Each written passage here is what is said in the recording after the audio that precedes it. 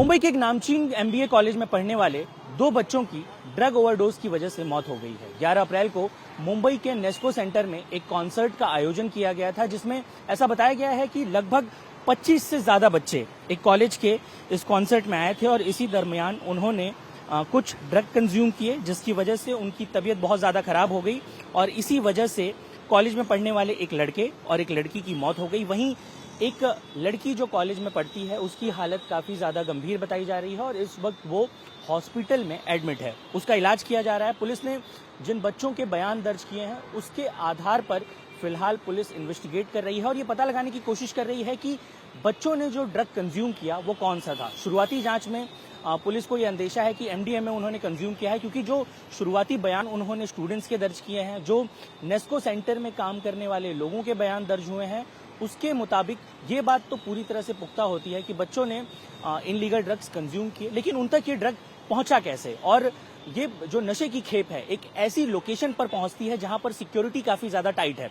इसी वजह से कई सवाल खड़े हो रहे हैं कि बच्चों तक सबसे पहले तो ये ड्रग पहुंचा कैसे। कुछ स्टूडेंट्स को भी पुलिस ने गिरफ्तार किया है और वहीं नेस्को सेंटर में काम करने वाले सिक्योरिटी इंचार्ज और यहां के कर्मचारियों को की भी गिरफ्तारी हुई है। कुल मिलाकर अब तक इस पूरे मामले में 5 लोगों की गिरफ्तारी हो चुकी है। हालांकि मुंबई पुलिस की तरफ से अब तक कोई भी औपचारिक बयान निकलकर सामने नहीं आया है और न ही अभी तक ये पता चल पाया है कि ड्रग, आप अगर इस लोकेशन को देखें तो आप समझ सकते हैं कि यहाँ पर सिक्योरिटी काफी ज्यादा टाइट होती है। यहाँ पर गवर्नमेंट के बहुत सारे प्रोग्राम्स होते हैं, बहुत ही मेगा इवेंट्स यहाँ पर आयोजित किए जाते हैं। जिस इवेंट की हम बात कर रहे हैं वो भी एक बहुत ही बड़े लेवल पर आयोजित किया गया कॉन्सर्ट था। उसके जो विजुअल्स सोशल मीडिया पर सर्कुलेट हो रहे हैं वो भी देखकर समझ में आता है कि ये कॉन्सर्ट कितना बड़ा था। लेकिन ऐसे में इस लोकेशन पर, खासतौर पर मुंबई के उस पॉश लोकेशन पर जहां पर बड़े बड़े लोग, बड़ी बड़ी नामचीन हस्तियां इवेंट्स के लिए आती हैं, वहां पर ड्रग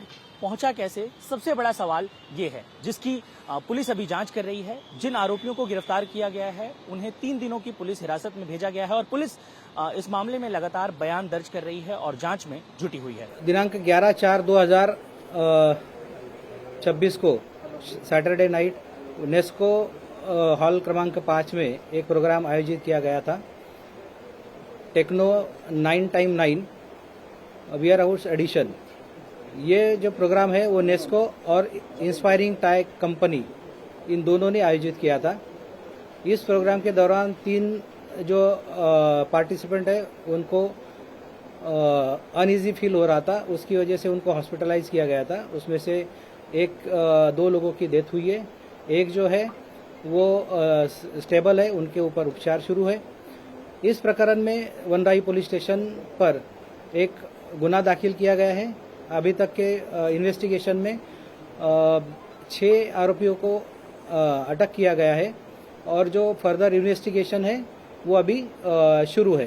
इस वक्त हम नेस्को सेंटर के चेक पॉइंट पर हैं। आप देखिए यहाँ पर एक जो है वो अटेंशन और नोटिस लगा हुआ है। नोटिस पर साफ तौर पर लिखा हुआ है कि यहाँ पर बाहर का कोई भी सामान, कोई भी डिलीवरी, कोई भी फूड पैकेजिंग जो सामान होते हैं या फिर वाटर बॉटल्स तक अलाउड नहीं है। लेकिन ऐसी सिचुएशन में आप देखिए कि इस नोटिस बोर्ड पर जिन चीजों को अवैध बताया गया है, जिसमें खाने का सामान और पानी की बोतल तक शामिल है, वहां पर सबसे बड़ा सवाल ये उठता है कि ड्रग की खेप कैसे अंदर पहुंच जाती है और इस मामले में पुलिस यही इन्वेस्टिगेट कर रही है। सिक्योरिटी भी आप अगर यहां देखें तो काफी पुख्ता होती है। यहां पर बिना किसी भी वेरिफिकेशन के, जांच के कोई भी अंदर आ नहीं सकता, जा नहीं सकता, क्योंकि इस जगह पर बहुत सारे मल्टी मेगा इवेंट्स होते हैं। ऐसे में यहाँ पर सिक्योरिटी हमेशा पुख्ता होती है। लेकिन अब सबसे बड़ा सवाल ये उठता है कि ऐसी लोकेशन पर अगर ड्रग पहुंच रही है तो उसके पीछे जिम्मेदार कौन है। और अभी तक इस मामले में चूंकि कॉलेज स्टूडेंट्स और यहाँ काम करने वाले कर्मचारियों की गिरफ्तारी हुई है, लेकिन अभी भी वो शख्स नहीं पकड़ा गया है जिसने ड्रग की खेप यहाँ तक पहुंचाई थी। कैमरामैन देवेंद्र दालकर के साथ साकेत राय, इंडिया टीवी, मुंबई।